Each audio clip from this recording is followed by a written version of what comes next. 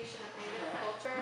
It has pictures of houses and people, but then the parts that you can really see clearly are like the sports teams or college or little keychains that just don't accurately represent Native Americans. Alright, thank you. Are you saying too though that you noticed the things that do accurately depict Native Americans are within the canoe? Yeah, but they're all washed out.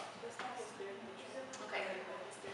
And I also heard you say the ones that you could see the most are the ones that maybe are stereotypes of Native Americans. Thank you, Shannon. Hello.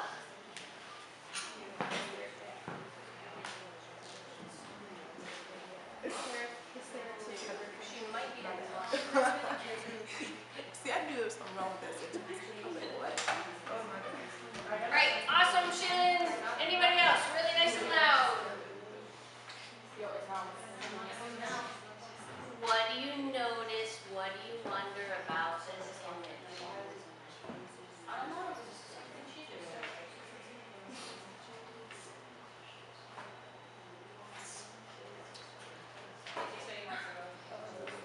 I noticed the full title.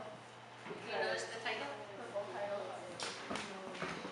It says Gifts for Trading Land with White People. Maybe it is time to move on and talk about the title.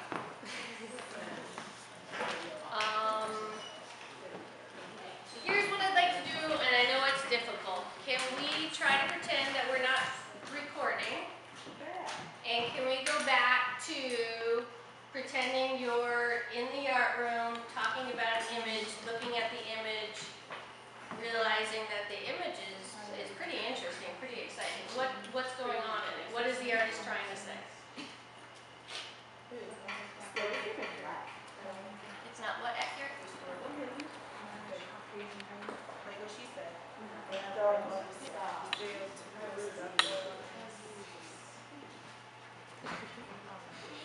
Thanks, Cheyenne. So here's what Cheyenne said. She said it's not historically accurate. There's a bunch of stereotypical things going on above the painting, in the painting. That's what I was talking about. Yeah, that's what I was talking about. Right. Well, I'm going to redraw it. Did anyone notice That's what I was trying the to say. feathers, the red, the yellow, the blue feathers? Could we say what we did? Yes, Yeah, please. this is centerpiece. It was like an old memory from their past, since they're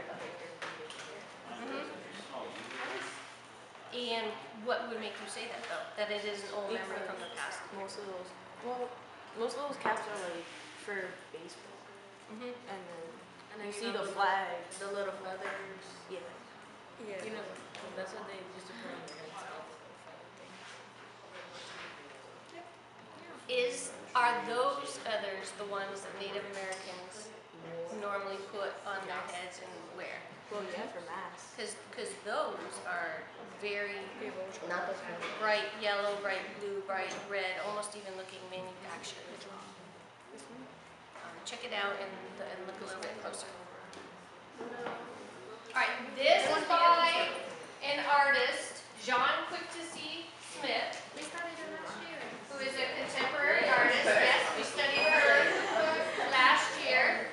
She's Native American, and she is from the Flathead Nation in Montana. She does contemporary art. She does a lot of printmaking. But actually, now that I'm looking at this, can somebody say anything about the paint that she laid on in the colors that Ray was talking about? The red, the green, the yellow. It kind of reminds me of Kim, actually. Okay.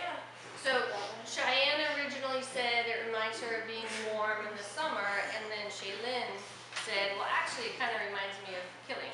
What could the red represent?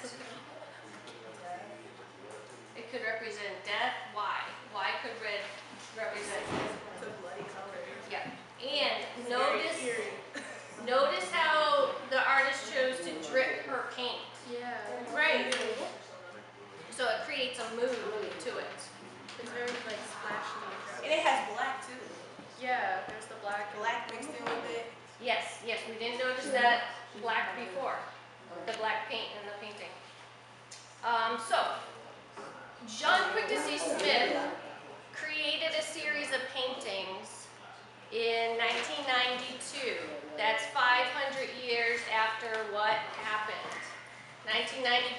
minus 500 is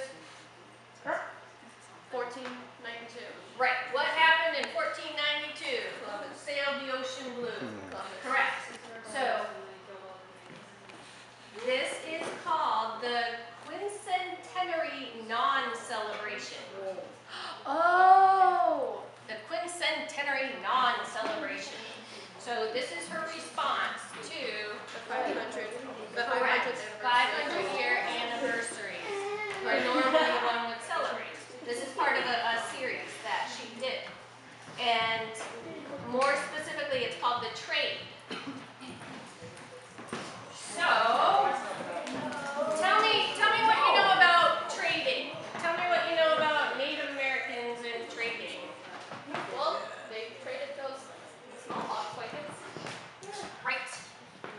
So, Euro-Americans traded smallpox quite nicely, is what Shaylin's saying. And Shaylin, I know she's using some satire, some sarcasm, kind of like they did in Diary of a Part-Time Indian. Oh, wow. Yeah, that was last year. Right. All of our Native American studies were last year. Right, where the author, Sherman Alexie, that's, as a Native American, that's how he would express himself in his book.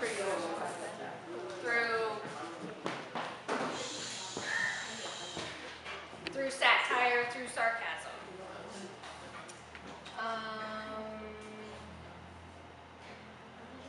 Sorry, I'm reading. What else do I want to talk to you about? So things that you can't necessarily see in here or in your images on your laptops are the red man chewing tobacco, the brightly dyed feathers as a child's headdress, including toy tomahawks. So what Jean Quictesy Smith said was that if this painting could talk,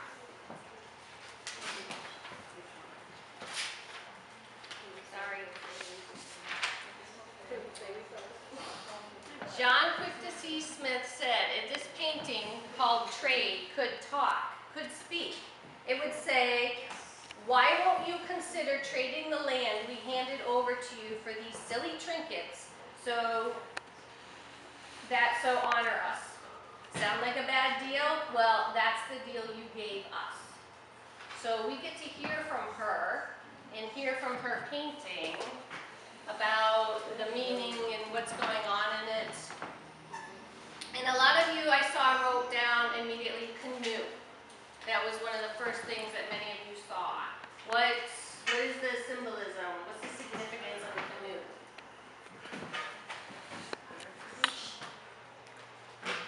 And I'll wait. Nathan, what is the significance of a canoe? And say it nice and loud, please.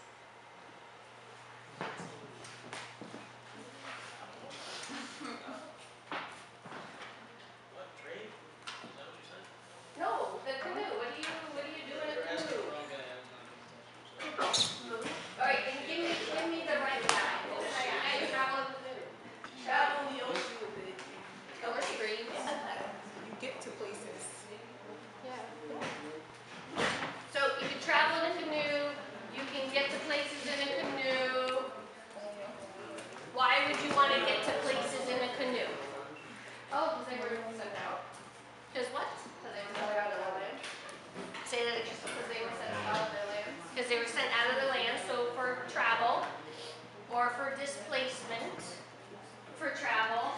But also, because this is called trade, they might have used this to put things that they were trading inside of it. Whether the Euro-Americans were doing it to trade with the Native Americans, or the Native Americans were doing it to trade with the Europeans.